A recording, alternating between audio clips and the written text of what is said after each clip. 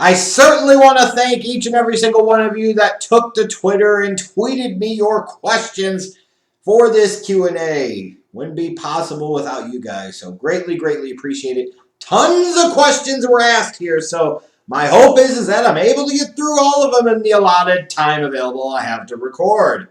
So let's go ahead and kick this off. Ibrahim Rao kicks us off by asking, do you think Detroit will keep Matthew Stafford after the season because they're most likely to be drafting in the middle of the first round? I guess less about draft position, and I believe a lot of it will be to do with dead cap for next year, especially if they tried to trade him. So it doesn't mean that they wouldn't draft a quarterback still, but I would highly doubt that Matthew Stafford would be gone. GM5 Collector asks, would you have proudly voted for Bernie Sanders? Again, I don't want to vote for people in their mid to late 70s. I don't want angry grandmas and grandpas running this fucking country. It's part of the problem. So while there are certainly policy ideas that I am aligned with Crazy Bernie on, I would not have proudly voted for him. Tronell Sally, have the last few years brought you to the conclusion that America has an education problem? No, because I didn't need the last few years to tell me that. What the last few years maybe have taught me is just how much we try to, as a country, apparently, belittle intelligence and put down people that are educated, and we dismiss education, we dismiss basic facts and logic and reason. Like, that is very concerning to me, but really also should not be a new conclusion. Should have known that always. Christian Mingle, if Melo was on the Knicks in the 90s, do you think they could have beaten the Bulls? Hell no. I think he would have been more problems than he would have been worth for that 90s Knicks team, because how the hell would he have fit into Pat Riley's system?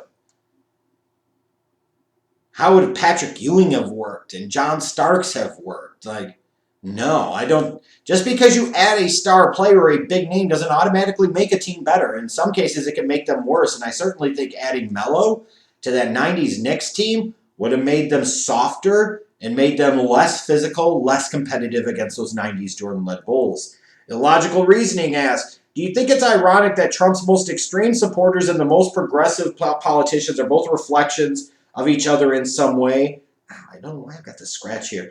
Yeah, it's ironic, certainly not surprising, because you've heard me talk about it. Like, the two parties and the philosophies in a lot of ways take two divergent seemingly paths to ultimately reach the same type of conclusion. So when you think about certain basic fundamental things like that the far right and the far left, ironically enough, do agree on, it doesn't surprise me. It is ironic, but it's kind of the silliness of it. Is Ted fired yet? Good Twitter handle. Who would be your ideal coach and GM, assuming nincompoops Pace and Nagy are shown the door? Doesn't matter. Got to find the team president and let the team president, one that actually can make qualified football decisions, make those decisions. I'm not just trying to find a head coach or a general manager. I'm trying to find a team president. And the first call that George McCaskey should be making this offseason is to freaking Baltimore, to Ozzie Newsome, and saying, hey, you're an executive vice president. How would you like to come here and be president of football operations and build the entire football organization infrastructure of the Chicago Bears from the ground up? Money will be no object, and we will give you ownership stake if we must. You must come here. And if for some reason Ozzie Newsome decides he does not want to come, then your second call should be to Theo Epstein. And you say, why in the hell would you bring in a baseball person to make football decisions? There is something to be said about the guy won championships in multiple places in one sport. Is it that crazy to think that he could potentially do the same thing in another? No. Give him a call. What the hell does it hurt? The point being, though, is you got to get the team president. I don't even care if they reassign Ted Phillips within the organization, a la what happened with Virginia with Michael McCaskey in 99. Ted Phillips must be taken as far away from the football decision here as possible. And you bring in the team president. That's what matters. So all the questions about head coaches and general managers, it doesn't matter. Until you deal with the real issue, which is the true shot callers at the top of the organization, and George McCaskey and Ted Phillips have no clue what the fuck they're doing when it comes to football, and you get somebody in there that knows what the hell they're doing when it comes to football, nothing's going to change. That's simple. Ilias99, shouldn't you spend less time on Twitter defending MJ? I mean, if you really look at the number of tweets I put out there, I don't think I put that much effort into defending MJ. Certainly there are tweets defending MJ, absolutely, but would you say that it is an overwhelming majority of what I tweet? Like, that would be a falsehood. Is it even a plurality of what I tweet about? Like, is it anything close to that? Or is it just one very small subsection of my overall tweets? So, furthermore, no, I shouldn't. And I'll do what the hell I want. Thank you. Dirty J Bands 4517. Who should replace Ted Phillips if he's fired? Well, I feel like I've kind of already answered that. Alex Ibarra 798. How do you feel about the Milwaukee Bucks' chances of making the finals after adding Drew Holiday and the rest of the East staying more of the same or weaker?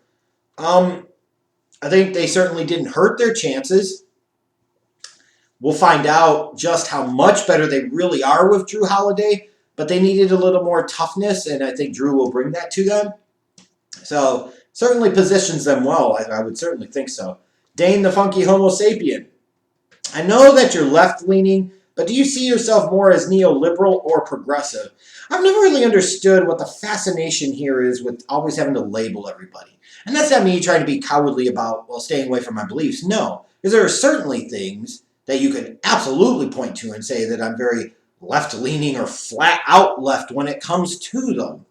But I'm also the same type of person that says when you've got these idiots talking about, well, Bezos and all these other billionaires have seen their wealth explode. Like, number one, you numbnuts, it's freaking artificial value on the stock market. It's not real. It doesn't count. You can't just tax that. It's not income. It's not the same effing thing. Period. It just isn't. Number two, when you talk about overall taxation policy, you can raise rates all you want, but if you don't eliminate loopholes, it doesn't solve anything. Number three, I can't be considered too far left or too freaking liberal if I'm saying, hey, I do support a significant reduction in the federal tax burden, but I also think that should be followed at the state level because people pay too many taxes on too many freaking things for far too little being provided in return, except for when it comes time to bail out somebody. Then, of course, that taxpayer money, we got all types of it to bail out corporations and the super wealthy because that's how stupid our crony capitalistic almost corporate fascist system really works. But, I'm also the one that says, hey, one flat tax rate for those at the top, and there are no more loopholes, there's no more escaping, period. You're going to pay in something. But then I'm also going to sit there and say, no more giving $4,000 or $5,000 in tax refunds for people that only make $25,000 a year. That's stupid. That is absolutely stupid. And we shouldn't be doing that. If we're going to do that, then we might as well set up a universal basic income. So the whole point I'm getting at here is I hate when you get a label because issues can often be very complex. Issues can certainly have a lot of variance to them and a lot of nuance to them, a lot of gray area to them. And people typically, of course, don't like that because that requires having to actually slow down and discuss them in that manner. But am I certainly left or liberal leaning? Absolutely. Is that a broad brush that you could paint for me across the board? Absolutely the hell no. PFF_Ray, why is PFF your primary resource for NFL and NFL draft analysis? And no, it's not. Especially when it comes to the damn draft. I have more confidence in my record, and I'm not the best, but I certainly have more confidence in my record than I do theirs.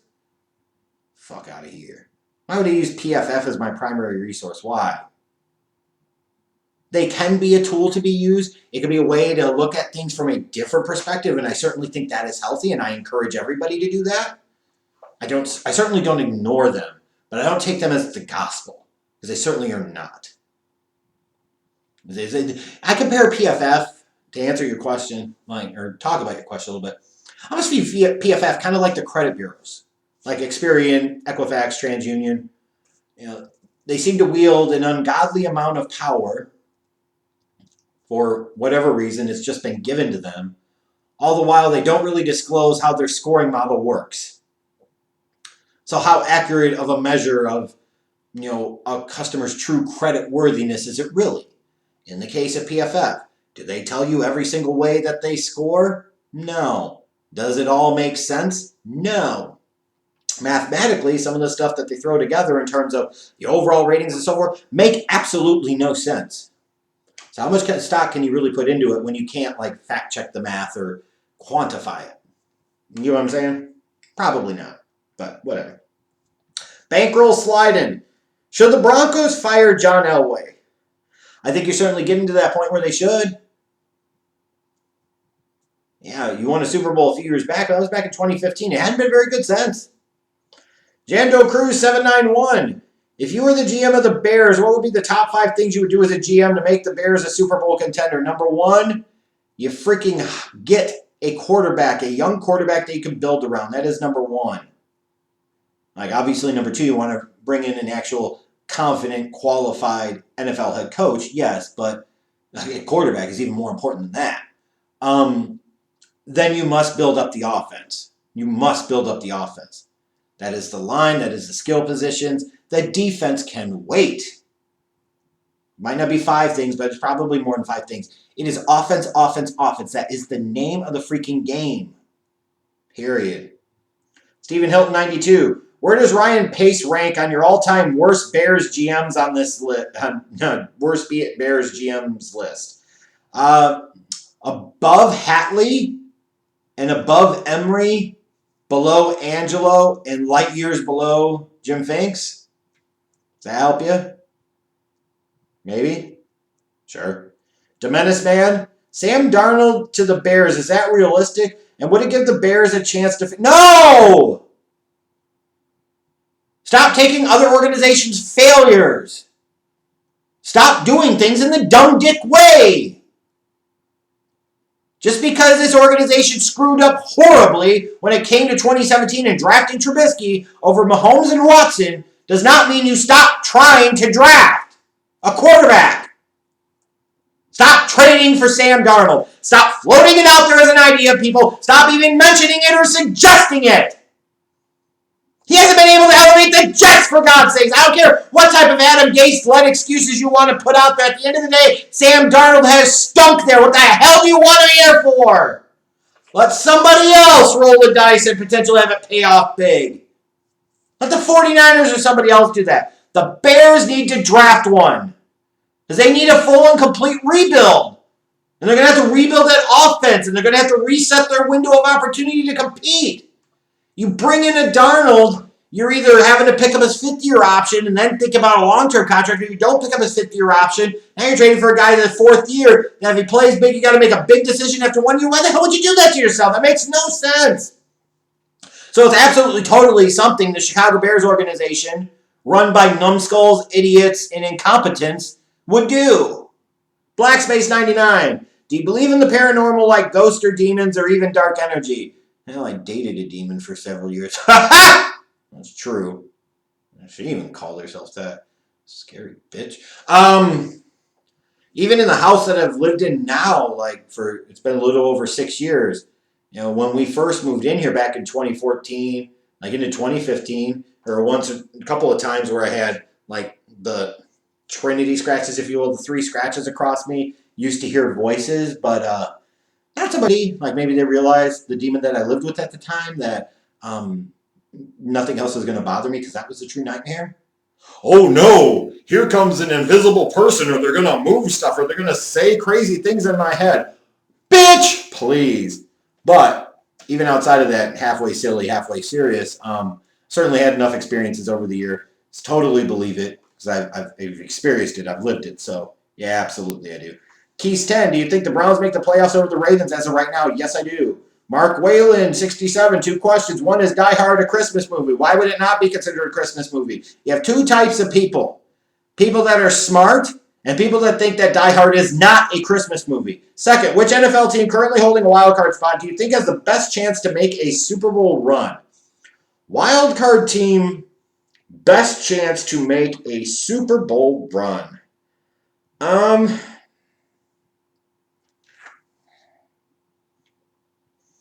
Who are the wild card teams in the AFC right now? Is it Cleveland?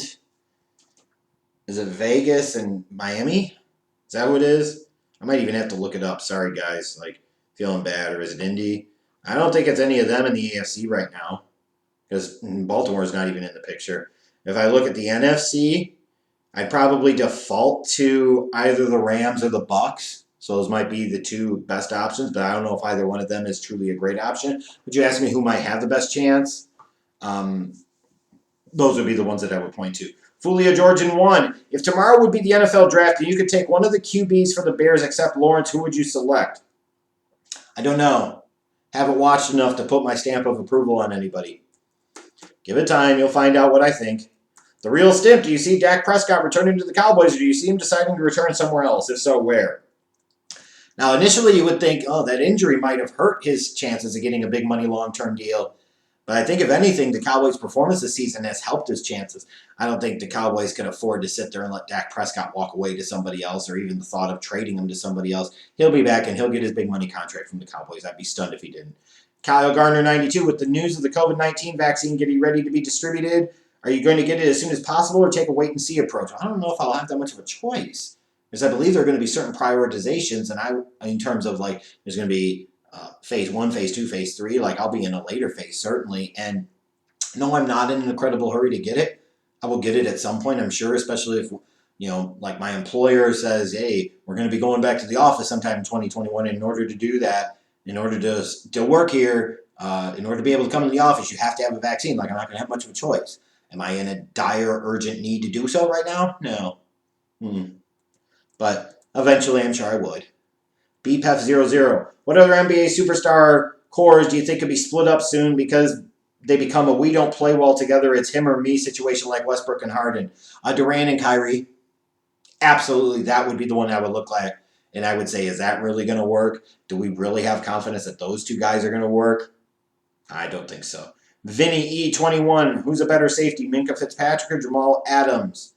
While I have a personal preference for Jamal Adams, if you told me that you thought Minkah Fitzpatrick was a more impactful player and the better safety in the league, I won't disagree with you. How about that? Football icon, do you think it's time to move on from Khalil Mack and get some draft picks out of him for the future seasons? The problem is, while it sounds great in theory, and I certainly would be supportive of it, there's so much dead cap associated with trying to trade him in the next season or two that it's just, for all intents and purposes, unreasonable to expect that would be able to happen. Because they don't have the cap space to be able to absorb some of the dead cap. It's that simple. So, he's going to be there. It's just the reality of it. Tristan's trash. What should the Patriots do about the QB position? How do you think Cam has done this year, and do you see him in the Patriots' future? Cam has not been good. I don't see him in the future plans. What should they do at the quarterback position? They should be trying to draft a young, long-term starter is what they should be doing. Do you see them taking a QB in the first round or waiting? I don't know that I see them taking a quarterback in the first round. I could potentially see them waiting, especially if this quarterback class shapes up to be as deep as it potentially looks like it could be. I could see the Patriots waiting until round 2 or round 3 to potentially take a guy. Dave G., what are your top 5 Christmas movies to watch? Mine are Home Alone, Christmas Vacation, The Grinch, Elf, and Bad Santa. So many great Christmas movies over the years. Christmas Vacation would certainly be on that list. Home Alone would certainly be on that list. You'd have to specify which version of The Grinch. I'm assuming you're probably talking about Jim Carrey. I love that movie, but I'm not going to put that in my top 5. But Christmas Vacation's there. Home Alone's there. Die Hard is there, because Die Hard absolutely is a Christmas movie, you hating Nazis. It's a Wonderful Life is going to be in there, and A Christmas Story. And I'm probably leaving some out that I might argue that I would put in there over some of them, but I just wanted to mention Die Hard in the top 5 just to fuck with some of you. Holland Skian asks, should we cut all the fat, bad contracts, bad coaches, go all young next year and sit at quarterback for a year with hopes of having good cap in 2022?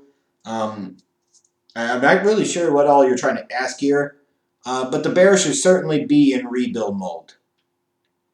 Because they're going to have to reset the window. It's not going to get any better, and there's no quick fix. Unfortunately, because of what they did, it's going to take a couple of years to truly bottom out in terms of getting the most cap space and really, truly starting the clock over. Braden Smith, if you're in charge of hiring the new Bears head coach, who's the person you're going after? I've tweeted that. I don't know if I've made a firm decision on that yet. Could be a guy like Robert Saleh.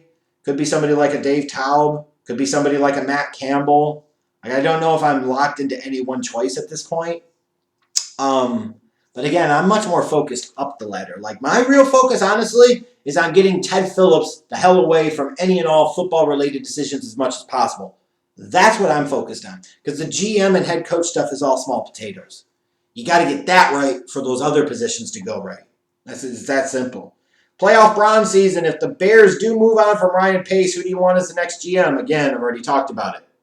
It's not about who you want as a GM. It's about who do you want making the call to bring in the GM. Got to focus the energy in the right place. And should the Bears acquire Jimmy Garoppolo or Matthew Stafford to be the... No! No, no, no, no, no! Stop going retreads and failures and guys that have their best years in other places. No, no, no, no. God damn it, no! Draft a quarterback. Draft one every year in some round until you get it right. Stop asking about should the Bears trade for a guy or sign a guy in free agency. No! Draft one. Groovy Woody, do you think the Steelers are going to lose a game this season? If so, against who? I think in 2 weeks, don't they play the Bills on the road? That might be their first loss of the year. Sash Daddy 2, do you think Pat Fitzgerald will be a good head coach for the 2021 season? For who? For Northwestern? Absolutely. For the Chicago Bears? Hard pass. I realize he's got the Chicago ties. He's a bit of a legend in the area, but no. And what is it? What have his offenses ever done in college that make you say, hey, this is a guy, like if we were going back in time and you said, hey, maybe 20 years ago, instead of hiring a Lovie Smith, they thought really outside of the box and they wanted to bring in a Joe Tiller. I'm like, oh shit, Joe Tiller. Look at what he did with freaking Drew Brees and Kyle Orton as his starting quarterbacks. This guy had a progressive passing game in the Big Ten. Yes, give me all of these. If I was going to take some type of Chicago area or Midwestern college coach, then I'd much rather have Brian Kelly than a freaking Pat Fitzgerald. I'm dead disrespecting Pat. I'm just like, come on now. Lord JCW is going to close this out by asking, with the film you have seen, what quarterback would you want the Bears to get in the draft? I'm not in a position or a place where I can make that call yet. When I am, you guys, believe me, will know all about it. You will. I guarantee it. So thank you again for all of your questions. Hopefully you've learned some lessons here. Stop asking me about whether the Bears should trade for a quarterback or sign one in free agency, because you know what my answer is in here in perpetuity. Thank you.